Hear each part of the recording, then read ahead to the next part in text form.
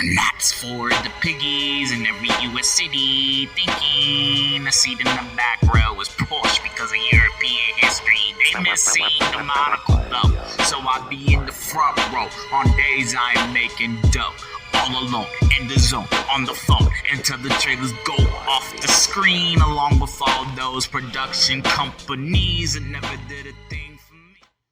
I never expected Yorgos Lanthimos to create a film that was designed to insult the intelligence of his audience, but here I am at the end of Bugonia, Lanthimos' worst film I have ever laid eyes on.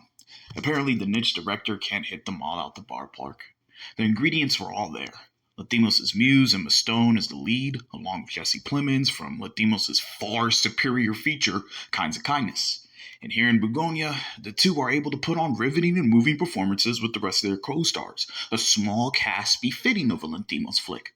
Jerskin Fenrich's score is so unsettling, underscoring the insanity being played out on screen to a T that makes watching the feature nauseating.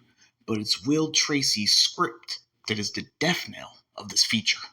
Will Tracy decides to combine elements of Hitchcock, Psycho, with the dialogue of Tarantino, there's no other reason why the two male leads are rocking Vega Brothers suits, and the oafish insanity of an Ari Aster picture. And because of all these ingredients being put together, this is how Focus Features has put out the worst Lanthimos feature by a mile against any of his vaunted catalog. If I wanted to be preached to about tree hugging, I could read the latest Captain Planet revamp under Dynamite Entertainment. If I wanted to ponder existence, I could go online, which is exactly what Tracy tries to combat with his script. But by the end of Bugonia, he fails at turning the internet into a joke by instead opting to turn his film into a joke, negating the entire point of his script in the first place, making Bugonia a complete and utter waste of time, unless you as an audience member enjoy being held hostage or enjoy watching the cast just to hate them, because in no way does Tracy leave any room for his characters to have any redeeming qualities. Just pity. But the annoying qualities of all the characters cancels out any pity. Truly, Tracy's script makes the Western society that creates mama's boys and white nationalists look more stupid than ever before. None of the characters in Bugonia are worth pity. There's opioid addicts, child molesters, corporate thugs, and geneticists in this movie, electing for the audience to open up their bleeding heart. And here, I found myself cold.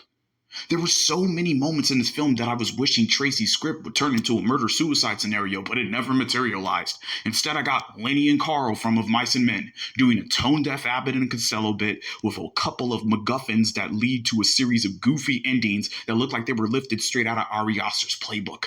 I already saw Eddington this year. Bugonia is that picture's evil twin, making this not only the worst Lanthimos picture I've seen, but also the most unoriginal. Something that any director looking to be a pioneer of an era should do everything to avoid. Like anyone who doesn't want their intelligence insulted should avoid watching this movie. And that's for the piggies in every US city thinking a seat in the back row is Porsche because of European history. They miss seeing the monocle though, so I be in the front row on days I'm making dough. All alone, in the zone, on the phone, until the trailers go off the screen, along with all those production companies that never did a thing for me.